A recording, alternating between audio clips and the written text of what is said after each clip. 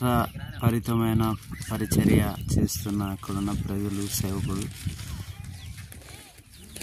దేవుని బిడ్డలారా గమనిస్తున్నారా? నివసించేది చుట్టూ అడవులు, పెద్ద పెద్ద కొండలు. మరి ఇలాంటి వాళ్ళ మధ్యలో పరిచర్య చాలా కష్టమైన పరిచర్య. దేవుని మహాకృపను బట్టి దేవుడు ఈ ప్రాంతానికి తీసుకొచ్చినాడు. ఇదే చర్చ్.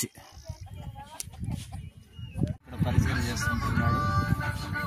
ఇక్కడ అలాంటి అడవులు అక్కడక్కడ ఇట్లాంటి గూడియాలంటుంది.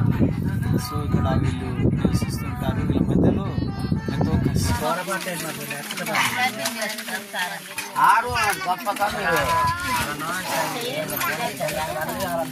అనారోగ్యమైన జీవితాన్ని గడుపుతున్న ప్రజలు మా ప్రజలు అని చెప్పినప్పుడు వారు ఎంతో ఇష్టపడి మనందరినీ కూడా చూడడానికి వచ్చినటువంటి దైవజనులు, రెహోబోత్ క్రైస్ట్ మినిస్ట్రీ వ్యవస్థాపకులు, ముఖ్య ప్రసంగికులు పాస్టర్ బిఓ బాబు గారికి